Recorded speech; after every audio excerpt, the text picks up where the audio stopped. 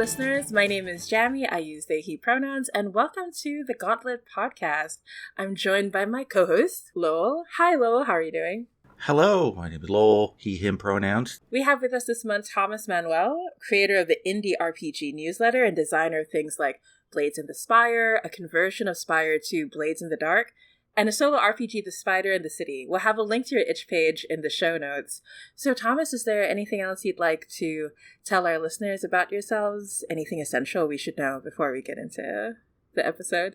Well, I've been on the Gauntlet for a couple of months now, and it's been great. I'm so happy that I joined the community. So I just want to say that. Thank you. Yeah, oh my gosh, it's so good to have you here. For our first segment, each of us gets to go over the RPGs we played in June and July, and we talk in depth about one game we played on the Gauntlet calendar. So, Lowell, how was your June and July gaming? It was pretty good. Off Gauntlet, we're doing the two face-to-face groups that one of them has remained online. The other I've actually played face-to-face, so it still freaks me out. But we're doing 13th Age, and we're doing Hearts of Wulin. And on the Gauntlet, I did a couple of games at our Gauntlet Community Open Gaming. I got to do 2 sessions of Hearts of Wulin with the same sort of setup, which I really dug. And then I did Drama System with Jason Pete's SIG setting, and that was really good. Ooh. And I want to try that more. And then on Gauntlet, I have done Hearts of Wulin with the Brindlewood Bay hack. We just did the final session of that, as you know, Jamie. Oh, yeah, that was really great. I had my heart torn out. It was fantastic. Oh, yeah, it was heavy. And then I did Godbound. I've done Dune, Adventures of Imperium, which I talked about in the previous episode. And I've done Masks: A New Generation, which Thomas is playing in, where the world is like not in great shape. There's a real kind of darkness hanging over it, trying to play around with some of the Masks background. And that's been a delight. But then the game I want to talk about is a game I played, and that's Against the Dark Conspiracy. So this is a spies versus supernatural horror game. It's very much drawn from Cthulhu Dark. This is from Alan Rees, and in fact he uses a heavily modified Cthulhu Dark system, the same kind of thing that sort of powers Trophy and some other games like that. He's been tooling with this for a few years.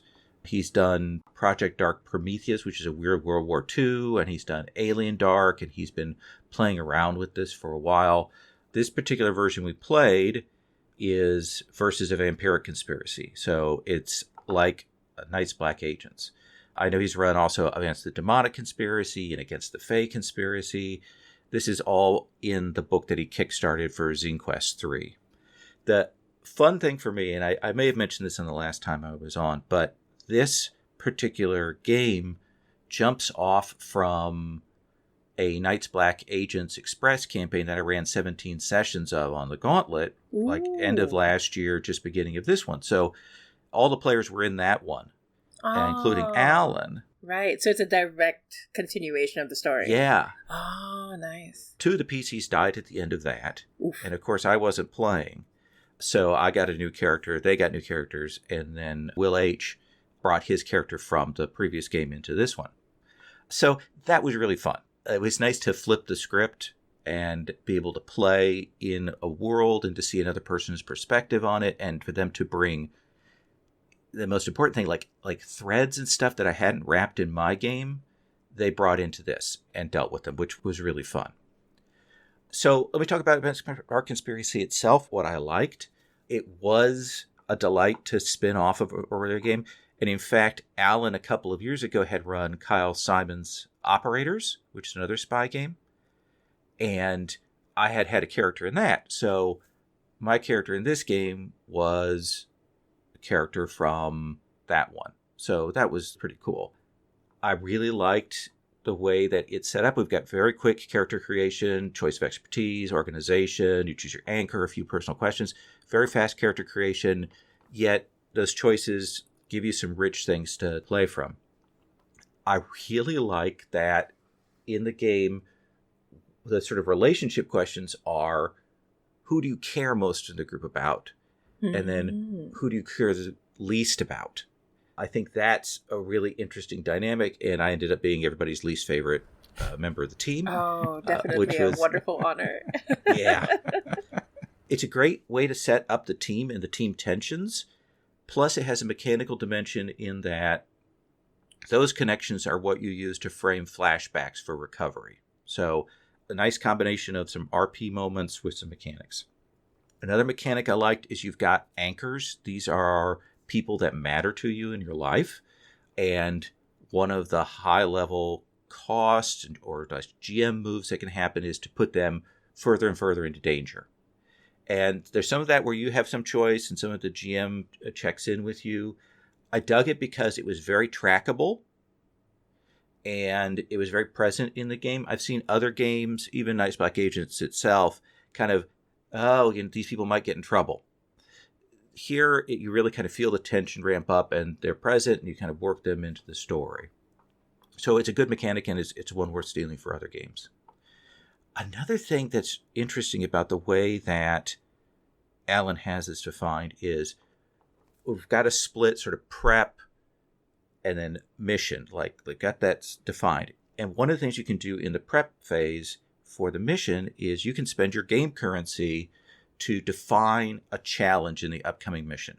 Say, of the challenges we're going to face, because there's X number of challenges, one of the challenges needs to be this kind of challenge or needs to be this specific thing. And at first, I was like, well, okay, that's zero sum. We're still facing the challenge. I don't know why we would do that. But one of the things it does is it takes one of the gotcha choices away from the GM. You can remove that and kind of limit that down a little bit, which is interesting. But the other thing is you get to define a scene that you want to have. So for the final session, I defined that I wanted to fight another person in like a John Woo gun fu thing where we're moving around and facing each other down and there are doves flying out. Oh, doves. Nice. And we did, and it was great. And I really like that mechanic. I think it's a neat idea I haven't seen elsewhere. And I think it's really fun. And it plays into the whole, here's your planning, downtime, missions in a way that felt good. It's a strong game. It's recognizably Cthulhu Dark, but Alan has added a lot of bells and whistles to it. I think it's really good. Things I'm a little less sure about. We're playing online. We've got an online character keeper, and this is something I said to Alan in the sort of final Roses and Thorns.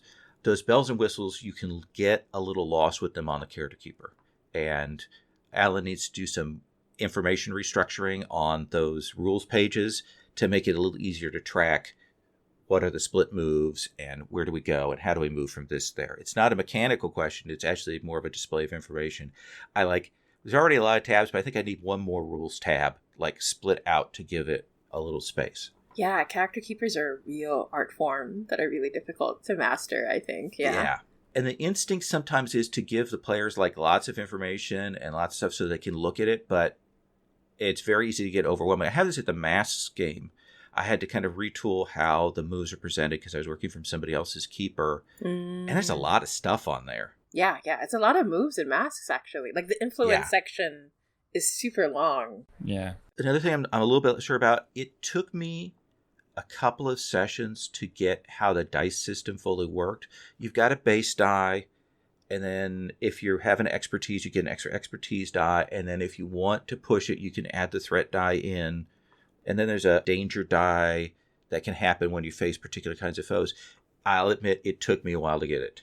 But I've only played like Trophy once and Pipe Dream a couple of sessions, so I wasn't as familiar with the mechanics when I went in. But that did take me a little bit. The last thing is more of a meta situation. Playing this reminded me how important it is to have everybody on board about what the game sets out to do. This is really so true with mystery games. There is in this game a mystery and a planning element in addition to the action one. And if you don't dig that, if a player doesn't dig the planning or the mystery section, they could kind of kick back or get impatient or get frustrated in that phase.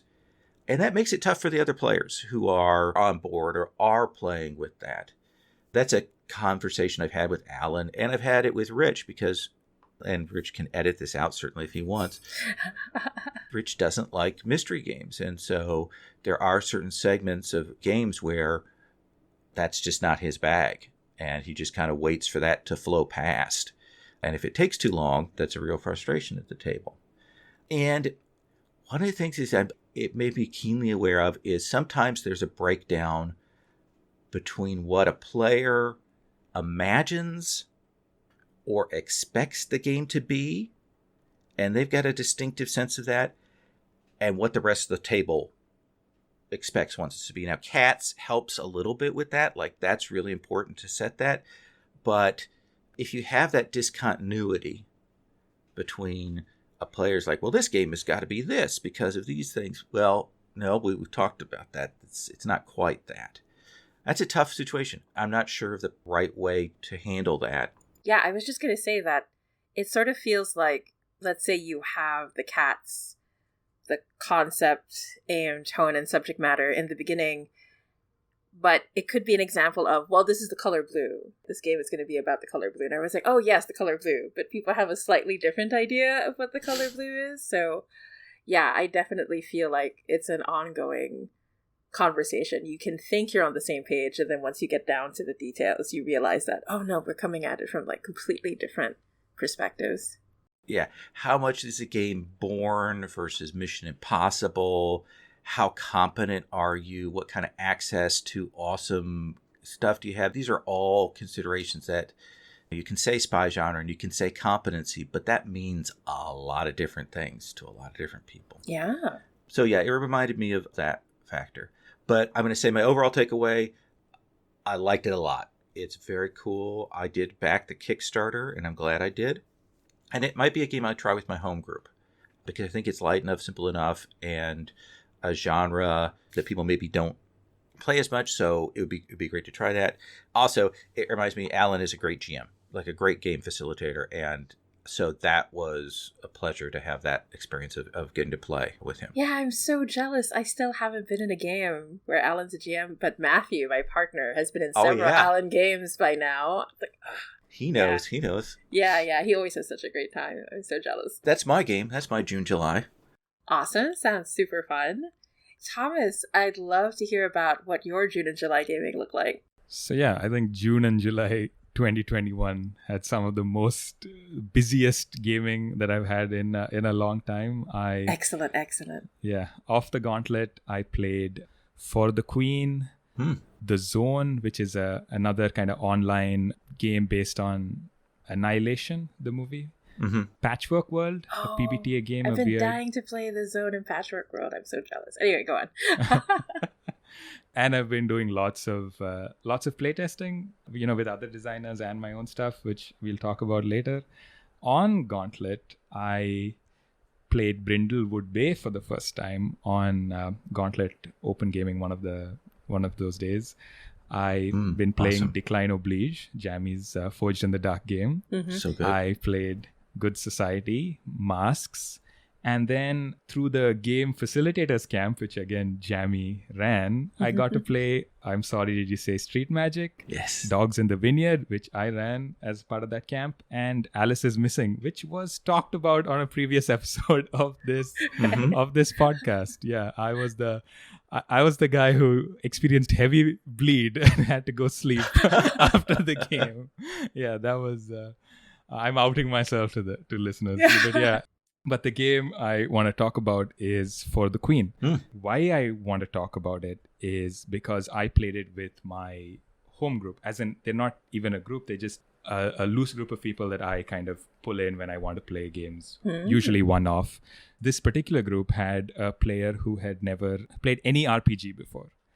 Which, yeah, had played no RPGs, but was into theater and things like that. So that was, and the fact that I had such a great session with it is why I want to talk about it. So what is For the Queen? People might know, but I'll explain anyway. It's a GM-less story game that comes in a box from Evil Hat and is designed by Alex Roberts. It's a game about a queen and the people who love her and what they're willing to do for her, despite her potentially many, many flaws, which is an understatement sometimes, depending on how you play. Nice.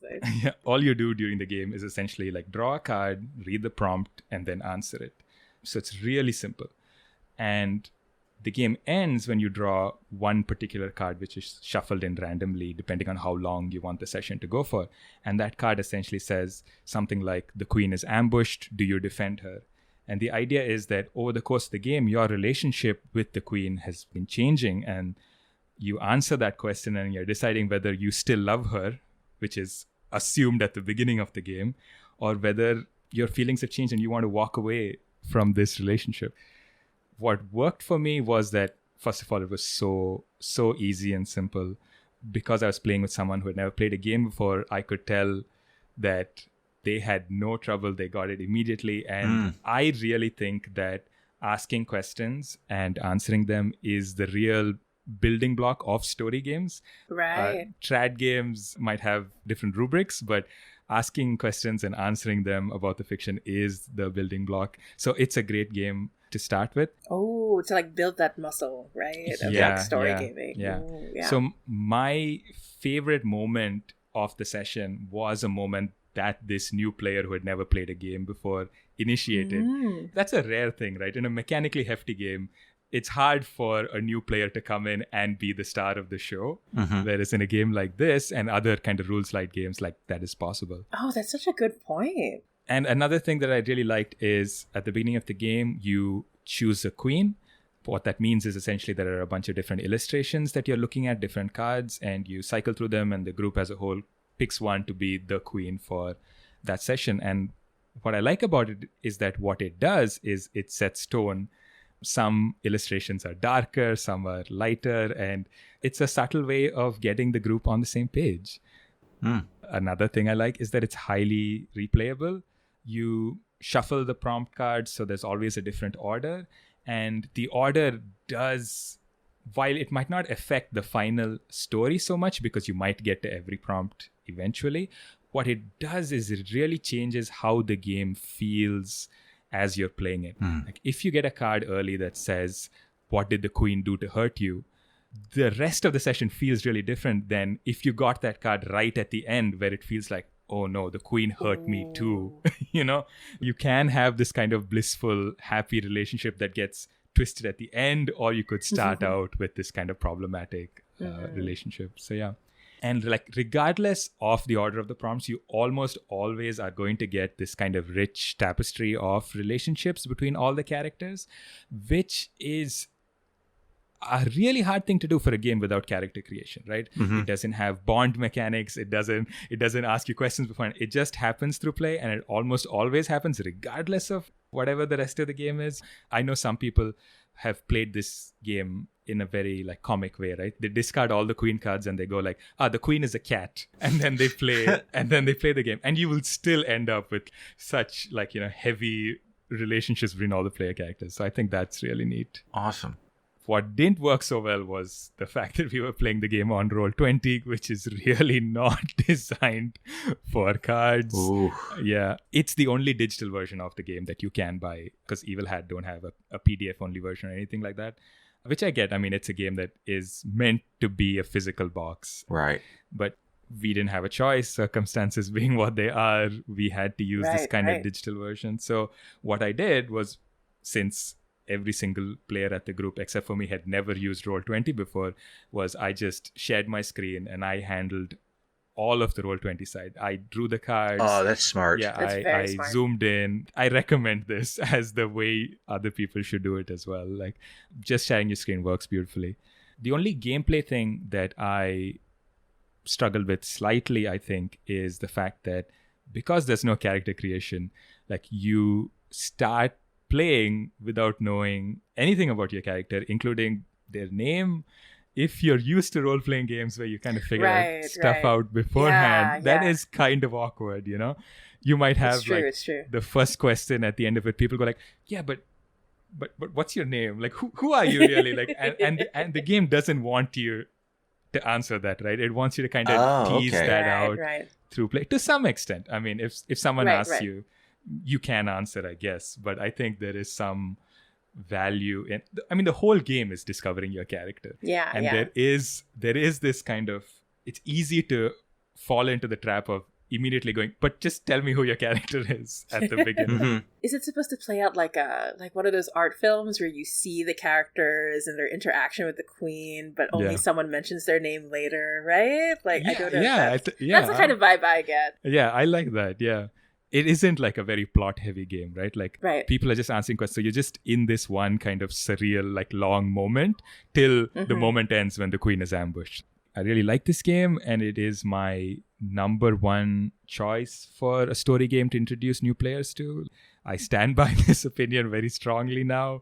It's a format that's really hackable. I'm surprised there aren't more Descended from the Queen games. I know there are some. I know, but not enough, considering how hackable it is. Yeah. And there are the tools now to like design your own. I can't remember what the name of the site is, but there's a site that you can just program your own. Ooh, for the drama. Thank you. So there are two. There's storysynth.org and forthedrama.com. They both work really well. And Storysynth has a bunch of other Descended from the Queen games. So if people want to test out what this format is like, they can go there and they can just play it for free. Awesome. Had you played it face-to-face at all before you played it here online? I don't own the physical box. I mean, it's hard to get in India. So Same here in the Philippines. Yeah, I think, and Evil Hat, they're primarily a US publisher and they acknowledge that very clearly. So the digital version is as unwieldy as it is. It's almost the only thing you can get access to if you're not in the US or Europe. But yeah, so for my gaming in June and July, so off the gauntlet, I got to playtest Brinkwood Refuge, Cozy Town, and I also got to help Logan playtest a tabletop game that's based on his own life. So that was really, really interesting, a very personal experience. I really enjoyed that. And I also got to help playtest Vibe Check, which is currently itch funding, so by Josh Hiddy, that's really good. I got to play Thirsty Sword Lesbians. I'm always up to play a gay disaster. It comes very easily, unfortunately. I have an ongoing campaign of Blades in the Dark at Actual Play, which is super fun. And on the gauntlet, I got to play Hearts of Wulin, the mystery game with Lowell running, where I got my heart torn out repeatedly in that last session. Excellent. I enjoyed it. I got to play test Decline Oblige and The Between, Wanderhome, and through our game facilitator camp, I'm Sorry Did You Say Street Magic, Dogs in the Vineyard, and Alice is Missing. And today I'm going to talk about Wanderhome, which I'm really excited about. Wanderhome has been fairly popular on the Gauntlet. A lot of people like to talk about it. It's been run a few times. So Wanderhome is a pastoral fantasy role-playing game about traveling animal folk, the world they inhabit, and the way the seasons change. It's a belonging outside belonging game, also known as No Dice, No Masters, which was initially developed by Avery Alder and Benjamin Rosenbaum in Dream Askew, Dream Apart. So Wanderhome is set in the wholly original fantasy world of, I keep asking Jay how to pronounce it, and Jay just keeps saying you can pronounce it however you want. So, a wholly original fantasy world of Haith, right? Inspired by the works of Brian Jacques, Toe Jansen, and Hayao Miyazaki. It's a game that focuses on the journey more than anything. Rather than the characters or the plot, it's always about the journey, the people you meet, and the places you see. What worked for me is that emphasis of experience over story. Personally, I'm always a little too scared to jump into that online discussion of what constitutes a story or not. So I'm not going to get into that today. It's a trap. It really is. It really is. Personally, I have a very generous definition of what story is. But that being said, Jay really went out of the way to create a game that doesn't encourage plot or character arcs. Instead, it builds on specific moments, sort of like how you feel when you go on a journey, when you go on a vacation, right? It's not really about an overall thing. It's about all these little moments that build on each other. And so at best, each session is full of numerous small stories. It makes for a session that can be many things. So funny, sweet, sad, exciting, scary, and it all changes very, very quickly from moment to moment, which is something I really felt during my sessions of Wanderhome and the Gauntlet. Like, there was one session that was really funny. We had this like Wizard of Oz moment when we confronted this animal that was pretending to be a god, but then in the same thing, it turned out that this pretender could actually grant wishes, only in the most heartbreaking way possible. And then afterwards, there was a party. It was like this whole up and down sort of situation, which is really fun. There's so much I love about this game, but I'll focus on my current favorite right now, which is the natures. One of the fun things about Wanderhome is every time you get to a new place, you pick 3 natures to help create the place. And these natures are things like a tower, a monastery, a field, a swamp. And so when you read these natures, what you see in your mind at first is a literal swamp or a literal tower. But because you have to make a place from 3 of the different natures, you sort of see how it's metaphorical. So you can be in a place that is a tower, a swamp, and a field at the same time, right? Nice. And so how does that? It's so good. It's really good. Yeah, and then when you choose a nature, you choose a couple of aesthetics from a list, and you choose a bit of folklore that's attached to the place. And there's this lovely little mechanic where the person who talked the least the entire time is the one who describes what the forgotten gods are like in that place. Oh, wow. For example, I'm looking at one place that we actually visited. We decided to call it the Cascade, and it was made of the natures of the bridge, the mirror, and the wilderness. It helped me reformulate how I see places that we visit, that they are not just one thing, but they're different things that connect to each other. And it was just such a wonderful thing to experience and play. What I'm less sure about in terms of Wanderhome, it's not a lot because it's a game that hits a lot of buttons for me, so I really like it. But I think the first thing is this is not a wholesome game, and I think this is one of the weird misconceptions about Wanderhome, because you see the art, there are these cute animals, and they're walking around, and I think it's very easy to, I don't want to say fooled, right, but like, is to look at that and just assume that it's a light and silly game, and once again, it can be those things if you like, but there's a lot of depth to the play experience, and a lot of these playbooks, a lot of the world is, you can tell that up until recently there was a war that had ravaged the land. Wanderhome feels like a discussion of trauma and how one moves past it, and it's something that's beautiful and very kind, but it's not something that's very light necessarily, and not what I would call wholesome. But I'm not going to get into that whole discussion of wholesome games and what that means. It's this whole thing. So I'm not going to get into that today. And the second thing that I'm not so sure about is that it's a belonging outside belonging game. And so it requires a skill, just a different kind of skill. If I explain the rules, it sounds very simple, but it takes a while to get the hang of picking up the tokens and playing into the different moves. And really, that's the fun of it. Because in Wanderhome, there's so many things to interact with in terms of the tokens. You have your own. Each nature has its own set of tokens. The people you interact with have their own set of tokens that you can engage with. So there's a lot going on.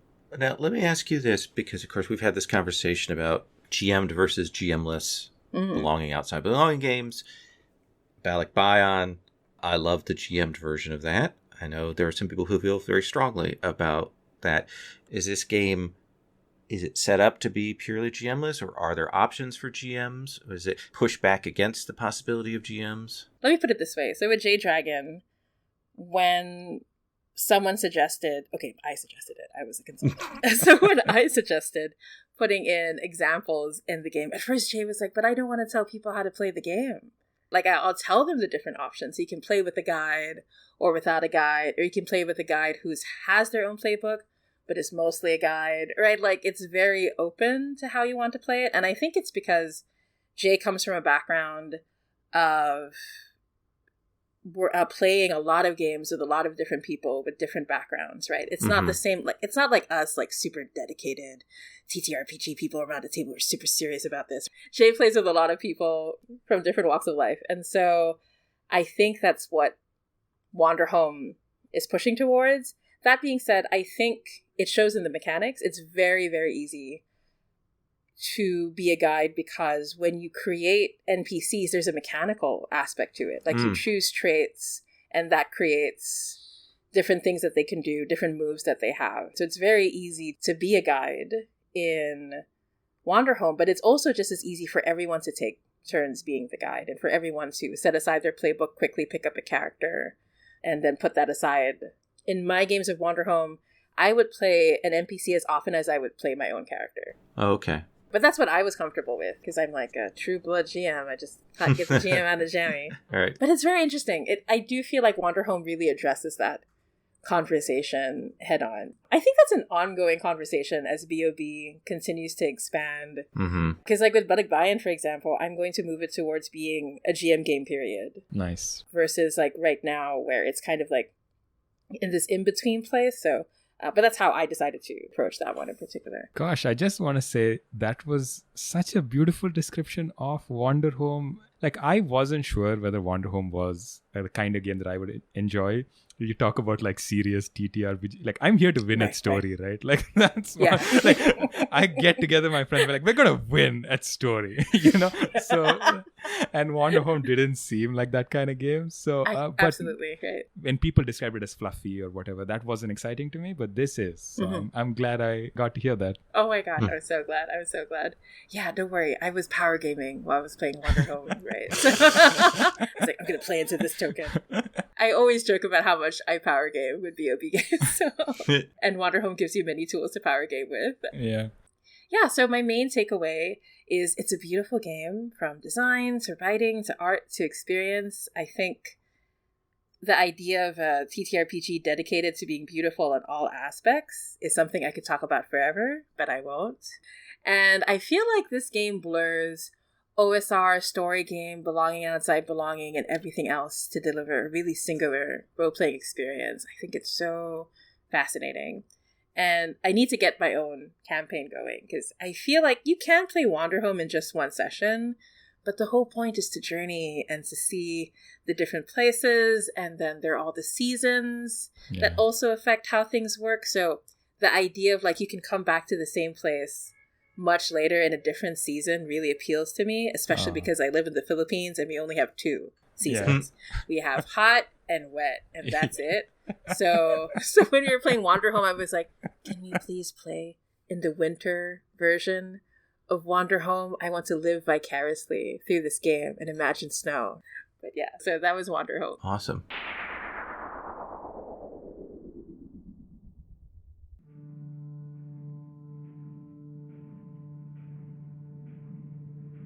Can you hear the footsteps in the shadows? Can you smell the metal tang of blood on the air? Can you feel the veil between worlds slipping away with each heartbeat? The Between is here. The Between is a tabletop role-playing game about a group of mysterious monster hunters in Victorian-era London. These hunters learn about monsters and killers throughout the city and conduct investigations in order to neutralize them. Over time, they become aware of the plans of a criminal mastermind who is pulling the strings behind the scenes. They will eventually be forced to confront this mastermind in order to save Queen and Country. The Between is directly inspired by the TV show Penny Dreadful, but also takes inspiration from British horror classics, the works of Sir Arthur Conan Doyle, pulp-era media, The League of Extraordinary Gentlemen, and from Hell. It's powered by the Apocalypse and uses the mystery system from our hit game Brindlewood Bay. The Between comes with a 129-page rulebook, 7 playbooks, 10 scenarios or threats, a mastermind campaign sheet, reference sheets, and a supplement called London at Night, The Unseen. The Between PDF is available now on the Gauntlet Patreon. Just go to patreon.com/gauntlet. The Between will be available on DriveThruRPG starting June 14th.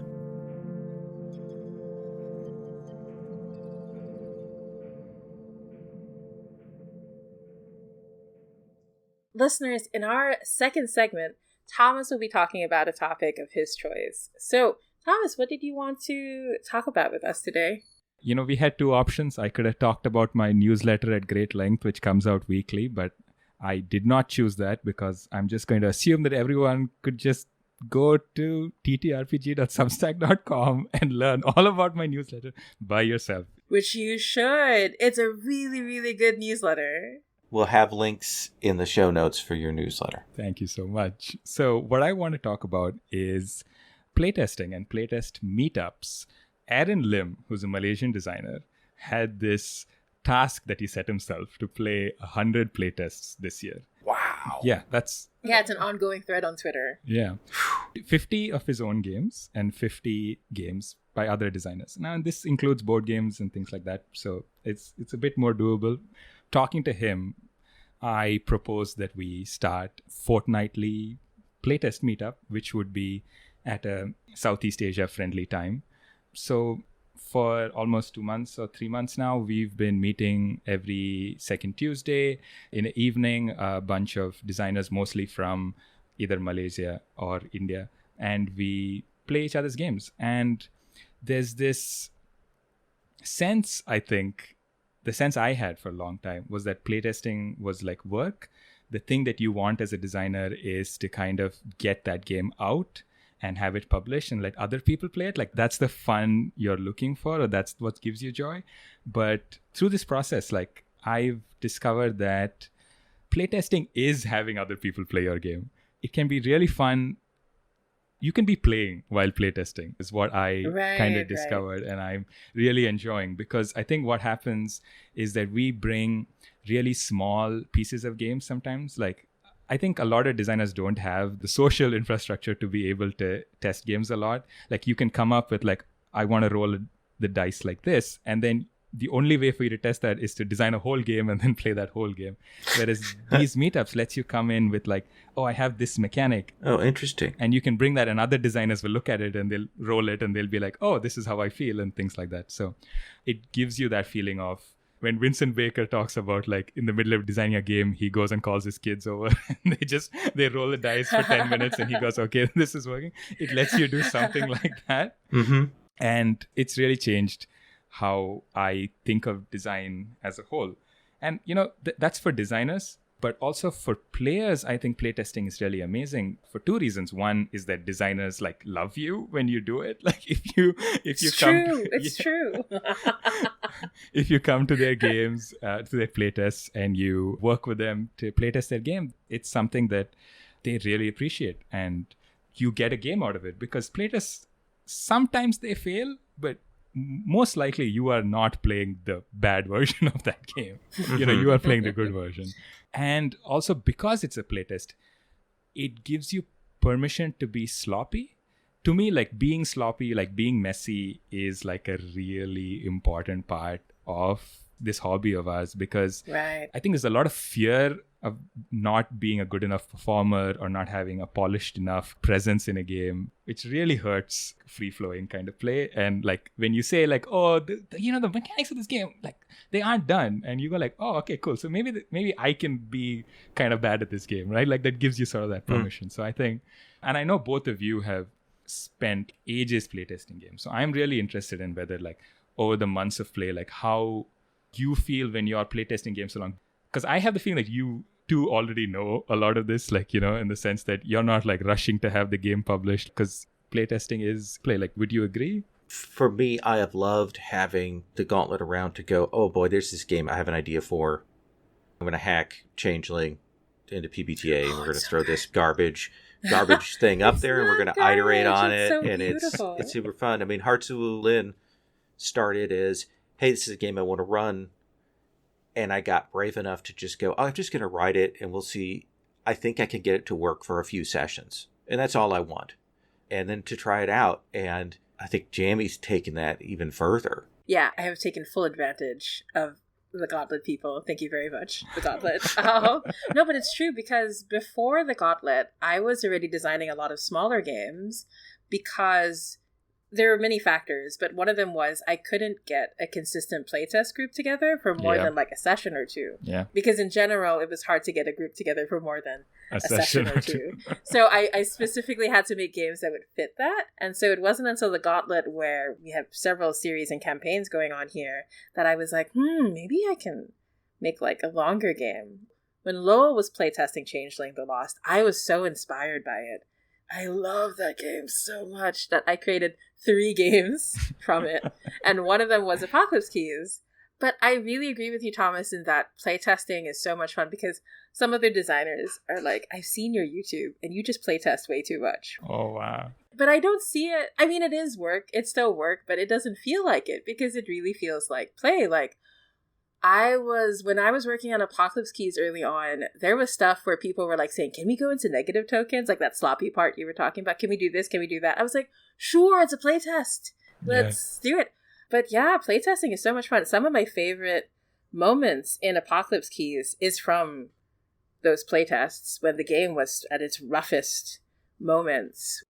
I love playtesting so much. I really, really enjoy it. And Thomas, I thought you brought up so many good points, especially about the polished performance stuff. I just want to step in here because I think actually this is something we've had a conversation about. I know you've talked with Sherry about this. I think there are two kinds of playtests. There are playtests that are very formal, put into an outside group, get feedback. You know, maybe you watch a video, maybe you get reports back. That's fine. For me, this is play testing. Like when I go to run the game, I see how people are reacting. And the other thing is, if I'm running and I skip rules or ignore bits or I change things on the fly, that is playtesting. That's me iterating as we're going along or realizing that, you know, and I think you do have to do that. Yes, there's third-party objective, get the feedback, but I think for the kinds of things that we can write, you want to get in there and see a lot of Changeling and Hearts of Wulin changed because when I was at the table, rules that I wrote, I was like, that doesn't make any sense. That's not fun. It made sense before we got to the table, but now... Oh, yeah, I had a very clever idea. It was so clever. And then, this is bullshit. I actually get to the table. Right. I think a real gift is if a GM will run the game for you that you are designing. Like, if you can manage that, I feel like that's top tier. So thank you, Leandra. I love you so much. So let me ask about playtesting. You're talking about a really interesting, also not beyond playtesting and playtesting. You're talking about kind of a micro playtesting, like playtesting segments and breaking that down. Yeah. Because multiple people are going to attend every session, we recommend that people come with only like something that they can test within an hour or so. It almost always ends up going for more than an hour. But like, if you want to see how character creation feels, just bring that. Like, we can do character creation together and we won't complain, right? Because that's what we're here to do. So we'll do character creation. We'll be like, this is how we felt doing character creation. Or you want to test a core mechanic. You want to tell us that, just pretend that we've been playing for 12 sessions. This is the last one. And this is how the campaign's going to end. How does that feel? And we'll talk about it. So that's a part of it as well, because I think that's another piece of the puzzle in terms of permission to be messy, permission to not have a finished game. So yeah, I think it's part of how we see this evening and its values in terms of play and like design.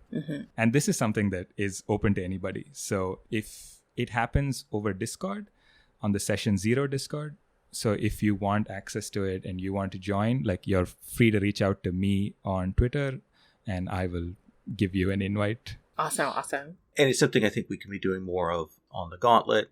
Ooh. I know people like Anders and Sam have been doing some stuff on Discord. I think maybe that's something we can be doing a little bit more. We've talked about, you started to do the Game Designers Camp. Yeah. Maybe we can integrate some pieces from that. Right, which Thomas is going to be a part of because I love Thomas. Yes. Good. Yes. Yeah, maybe like a monthly, just show up with your mechanics, like whatever little thing you want to test. That would be really cute. I like that. Yeah, I think we do it nice and loose. Yeah. You know, we have Metatopia in the States. I've been there.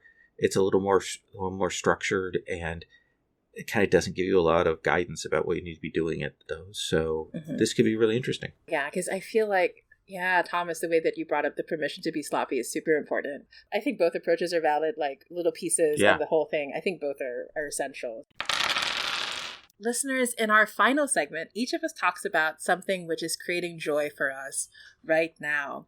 Lowell, my dear, what's giving you life right now? Let me establish, before I go any further, I am a over 50-year-old white male. So what's giving me life is Olivia Rodrigo, a singer who I think is maybe 19. She has an album called Sour. Like, Sherry had heard of this, but I hadn't. I was watching a YouTube video on Evanescence, of all things, and they mentioned her, and I listened to one of her songs, and I loved it. Ooh. There's this mix of Lana Del Rey and Taylor Swift and really early Liz Phair. And her whole album, Sour, is great. It is not my generation music at all. It is not my cultural music at all, but boy, is it good. It is so good. I've listened to that album over and over again. I think she's dynamite. Absolutely dynamite. And if she's this strong, that young, I can't imagine what her later albums are going to be like. So that is absolutely what is giving me life. That is so cool. I should definitely give that a listen. Oh, yeah. Yeah. Thomas, what about you? What's giving you life? During the last 2 years when we've all been kind of locked up in our homes, me and my partner have been doing this thing where we read a book together, like we take turns reading it out to each other. That is so sweet. Okay, sorry. I was so overcome with sweetness. Go ahead. Yes. We just finished reading a book called Magpie Lord by KJ Charles, and it's a fantasy meets gay romance novel. It's really well written. It's really easy to read. And I actually heard about it because David Morrison, who's on the Gauntlet, tweeted recommending the book, and I checked it out, and it's been amazing. I highly recommend if anybody's in the mood for, even if you're not a romance person or not a fantasy person, like this book could be the thing that turns you on to it. Yeah. Wow. Yeah, and for me, what's been giving me life is, it's also a music thing. I just discovered Orville Peck because I was talking to someone about the kind of music that he likes, and he was talking about country music and how there's like a stadium country rock versus other country music. And I was like, as a Filipino, I have no understanding of country music, but I started listening to Orville Peck. He is so good because I really love old man sad music. It really does something for me. It is a genre, right? I didn't realize that so much of country music, especially from the 60s and 70s, is just really about being sad in a very poetic way. And I was like, where has this been my whole life? And what's also amazing about Orville Peck is that it's a performance. He is playing a character in order to truly be his most sincere self. Like he has a mask, and there's this like long fringe, so you never see his face. And the music videos are very like David Lynch, like very visual and really interesting. But the music is really, it's so sincere. It's so good. My favorites, I love the entire album. He has his first album, Pony, so good. I love it from start to finish. But I think if you want to check him out, start with Hope to Die and Queen of the Rodeo. Those two. And they have like really, really beautiful music videos that I love so much. They're so good. I just like to sit down and listen to Orville Peck and just process my sadness. It's very nice. I think he's a very handsome cowboy, and I love him so much. Awesome. Oh, and he's also like openly gay. Like, no, I think if you see him, you can see it, right? Like the fashion, the cowboyness, it's just beautiful. So, listeners, that's our show. The Gauntlet Podcast is a production of The Gauntlet. We have an online gaming calendar, the Gauntlet Calendar, where folks can sign up for our sessions. If you've enjoyed the show, consider supporting our Patreon at patreon.com/gauntlet. That supports everything we do, including our network of podcasts and our magazine codex. You can find out more about all of that at gauntlet-rpg.com. You can also reach us on Twitter at GauntletRPG or on Facebook at the Gauntlet.rpg group. Please consider rating and reviewing our show. It really helps us out. Thank you again, Thomas, for joining us. It was so wonderful to have you here. Thank you both for inviting me. I really had a great time. Oh my gosh, one last plug for that amazing newsletter that you have. Yes. So it's the Indie RPG newsletter, and you can find it at ttrpg.substack.com. Yeah, and I have to stress that it's really amazing. Wonderful curation of stuff that's going on in indie RPGs. And thank you, Lo, for co-hosting with me today. Thank you. Thank you, everybody, and we'll see you next time. Bye-bye.